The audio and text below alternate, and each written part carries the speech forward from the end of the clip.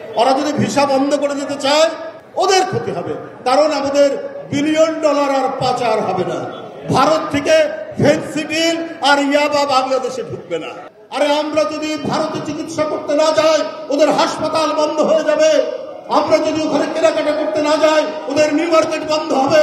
আমরা প্রত্যেকেই ভারতের পণ্য বর্জন করব। অবিরাম ভাবে যারা আমাদের বিরুদ্ধে মিথ্যাচার করছে, আমাদের দেশ দখল করতে চায়, চট্টগ্রামকে ছিনিয়ে নিতে চায়, তারা কখনো বাংলাদেশের বন্ধু হতে পারে না। তারা বলে বেড়ালো যে চট্টগ্রামকে ভারতের অংশ হিসেবে দাবি করতে হবে। এত সাহস কোথা থেকে পায় তারা? ডক্টর ইউনূস সাহেবকে সবাই সম্মান করি, শ্রদ্ধা করি। তাকে বিএনপি সহ বিভিন্ন রাজনৈতিক দল যারা নিরবচ্ছিন্নভাবে আন্দোলনে ছিল, সংগ্রামে ছিল, যাদের দলের আদর্শিক সম্পন্নরা আজকে ঝরে গেছে, জনির মতো, সুমনের মতো, ফরহাদের মতো, তারাও তো সমর্থন দিয়েছে। কেন আপনারা দুর্বলতা প্রকাশ করবেন? আমরা 18 কোটির দেশ। আরে আমরা যদি ভারতে চিকিৎসা করতে না যাই ওদের হাসপাতাল বন্ধ হয়ে যাবে।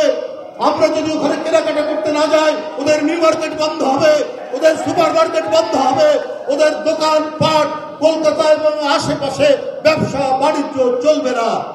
সুতরাং আজকে আমরা প্রত্যেকেই ভারতের পণ্য বর্জন করব না। আজকে আমার মা বোনেরা বাংলাদেশের টাঙ্গাইলের শাড়ি পরবে, খাদির শাড়ি পরবে। আমার মা বোনেরা বাংলাদেশের তৈরি যে তাঁত, সেই তাঁতের শাড়ি পরবে। ভারতের কোনো শাড়ি কিনবে না, ভারতের কোনো জিনিস কিনবে না। অবিরাম ভাবে যারা আমাদের বিরুদ্ধে মিথ্যাচার করছে, আমাদের দেশ দখল করতে চায়, চট্টগ্রামকে ছিনিয়ে নিতে চায়, তারা কখনো বাংলাদেশের বন্ধু হতে পারে না।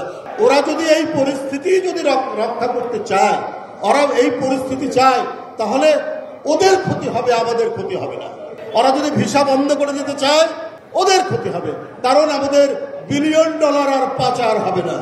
ভারত থেকে ফেন্সিডিল আর ইয়াবা বাংলাদেশে ঢুকবে না। আজকে 4 মাস পার হয়ে গেল।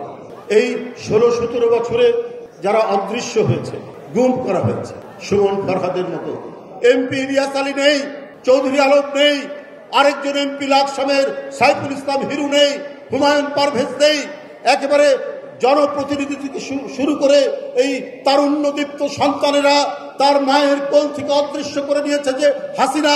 সেই হাসিনাকে যারা ফিরিয়ে আনতে চায়, সেই হাসিনার জন্য যারা মায়া কান্না কাঁদে, তারা বাংলাদেশের বন্ধু হতে পারে না, বাংলাদেশের জনগণের বন্ধু হতে পারে না।